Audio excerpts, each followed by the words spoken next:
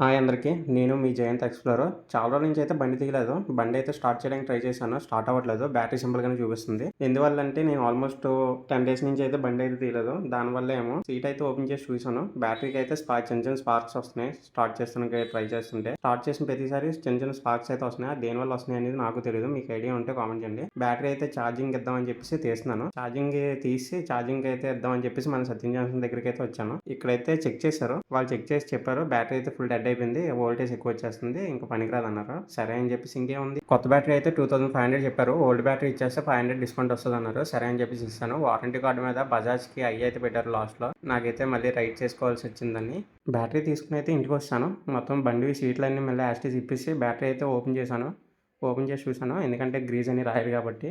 Grease ఎందుకంటే చిన్న చిన్న స్పార్క్స్ అయితే వస్తాయి గ్రీజ్ రాయకపోతే. దానికే మళ్ళీ బ్యాటరీ పెట్టే ప్లేస్‌లోనైతే నీట్‌గా క్లీన్ అయితే చేశాను. మళ్ళీ డస్ట్ ఎందుకు మళ్ళీ అక్కడే పెట్టడం అని చెప్పేసి నీట్‌గా డస్ట్ పెట్టేసి బ్యాటరీ అయితే ఎక్కించాను. బ్యాటరీ ఎక్కేసి నీట్‌గా స్టార్ట్ చేశాను. బండి అయితే స్టార్ట్ అయింది. అలాగే నా వీడియోస్ నచ్చితే లైక్ చేసి సబ్స్క్రైబ్ చేసుకోండి. అలాగే షేర్ చేయండి.